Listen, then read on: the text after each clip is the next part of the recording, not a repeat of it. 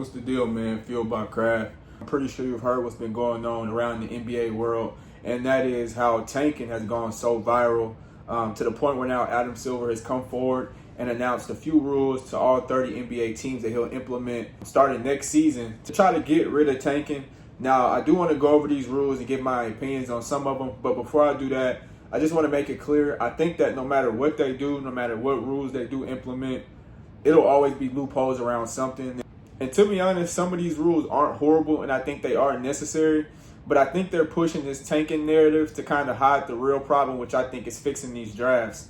And what I mean by that is the New Orleans Pelicans trade Anthony Davis. The next year they get Zion Williamson. The Dallas Mavericks trade Luka Doncic. The next year they get Cooper Flag. I mean, the Mavs had less than a 2% chance of landing the number one overall pick, but somehow get the number one pick in Cooper Flag, who was pretty much written as the number one pick throughout the entire season. To the point where you think that, like, was Cooper Flag some hidden trade compensation to get Luka to the Lakers? Because why didn't they just hit the open market and get the best possible deal for a guy like Luka Doncic, who was arguably the best player in the league? In 1985, the NBA was accused of using a frozen envelope to get the Knicks the number one overall pick. The Chicago Bulls land Derrick Rose with the number one pick, hometown kid, and I think they also had a less than 2% chance of getting the number one overall pick. I mean, it's just not adding up to me. But focusing on what is going on now, and like I said, the new NBA tanking rules. The first rule being the lottery is extended to include all play-in teams now. The second rule is flattened odds for all lottery teams. Next rule, the first round picks are only protected top 4 or top 14. Rule number 4, the lottery odds freeze after the trade deadline or at a later date. Rule number 5 is teams can't pick top 4 in consecutive seasons or after consecutive bottom 3 finishes. Rule number 6 is teams can't pick top 4 the year after making the conference finals. And the last rule being the lottery is now based on a 2-year record, so your record over a span of 2 seasons versus the season that just passed. And like I said, some of these rules aren't horrible. It could actually help. Because at the end of the day, the NBA isn't the only sport to have a draft. The NFL, I don't think, has tanking problems. The MLB doesn't have tanking problems. You really don't hear about this problem happening in other sports. So I really am, trying to figure out, like, why is it that the NBA can't figure it out? The first rule I want to address is the rule that's stating that the lottery is now based over a 2-year record, which is basically saying one bad year isn't enough to get elite odds. One of the few rules that I think are aimed directly at the Pacers. This rule is a little too specific, and they just recently got fined $100,000 for sitting Pascal Siakam and 2 other starters in a game that was pretty competitive down the stretch. So did the Utah Jazz, but again, one rule that I think was aimed strictly at the Pacers because they were just in the conference finals and the finals last year. Now, I think the Pacers really can't control that because Tyrese Halliburton goes down, Miles Turner leaves in free agency. So sometimes you really can't control everything, but the good thing about this rule, I think that it does attack short-term tanking and just encourages long-term stability. And this works, but fans of bad teams will probably be fans of bad teams a lot longer, and the turnaround will take a lot longer. That's one rule I can actually get behind.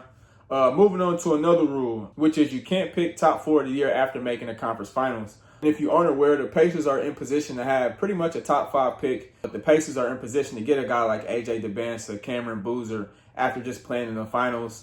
And teams don't think that that's fair because they were competitive. But like I said, Tyrese Halliburton goes down, Miles Turner leaves. I don't really think the Pacers have too much control over that. Not even for the Pacers, but it also just prevents contenders from reloading too fast is what I got from that. Because like I said, a lot of teams don't find it fair that like the Indiana Pacers could get a generational pick not even 2 years removed from being in the finals. But I don't really like that rule as much because, like I said, it completely ignores injury and roster changes, which a lot of the times can be out of the team's hands. And with this next rule, I think I'll be in the minority here because on the internet, this rule is the one that I'm saying that's getting a lot of love. And that's the rule stating that the lottery odds freeze at the trade deadline or at a later date. And I think this rule is aimed more at teams tanking so early in the season. Yes, we're at the halfway point as we're past the All-Star break, but we still got March, April, May of regular season basketball. So it's still a lot of basketball left on the plate. And technically, there's no team out of contention yet. But to be honest, I don't think that this rule changes anything but when tanking will actually happen. I think teams will just tank before the deadline. Like I mentioned at the beginning of the video, everything has a loophole. I think teams could just tank before the deadline, or guys could prolong off-season surgeries so the return time is not at the start of the season but at the midway point. That way, when the trade deadline or that later date already comes, then at that point, teams could see what they got with the team that they have without risking their chances in the lottery. So I don't think that rule does anything but just changes when the tanking actually does happen. I think it would also just hurt the teams that get injured, post All-Star break. The Indiana Pacers, for example, like I said, that last rule I wasn't too big of a fan of. And I think this rule is kind of similar to that, you're punishing teams for getting injured in roster changes, which sometimes, or most of the time, or half the time, whatever you want to go with. But I think it's clear that the most obvious reason that Adam Silver is so adamant on getting these anti-tanking rule changes is to protect the relationships with the sports book. With as much money as they're making off gambling, they can't afford for teams like the Utah Jazz to sit Lauri Markkanen and Jaren Jackson Jr. in the fourth quarter in late game situations, in competitive late game situations. They just got $500,000 for that. So at the end of the day, the NBA is making so much money with these gambling companies, they can't afford to lose that. So Adam Silver is spearheading some rule changes to stop the tanking. Now, I don't think that one idea will completely solve the tanking issue, but one idea that I think could work, and I think that is the best solution for solving the tanking, is if the NBA copies the Women's Hockey League draft strategy. So pretty much how this works is once a team is mathematically eliminated from playoff contention, it starts earning draft order points. So in all remaining games of the regular season, they use the league's normal standing systems. A regulation win equals 3 points. Overtime shootout wins equals 2 points. Overtime shootout losses equals 1 point. And a regulation loss is 0 points. And those points after elimination are exactly what determine draft positioning among non-playoff teams. So pretty much what that does is, one, it makes non-playoff teams still want to win late in the season. And your wins after your elimination give you draft points.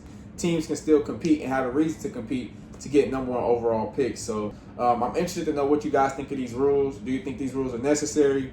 Do you think tanking is really a big problem? Because like I said, I don't really see it going on in too many other leagues. And also, before I get out of here, I do want to shout out Whiteside Middle School and the Whiteside Warriors as they defeat Murfreesboro in the SIJHSAA State Championship, with the final score being 54-48.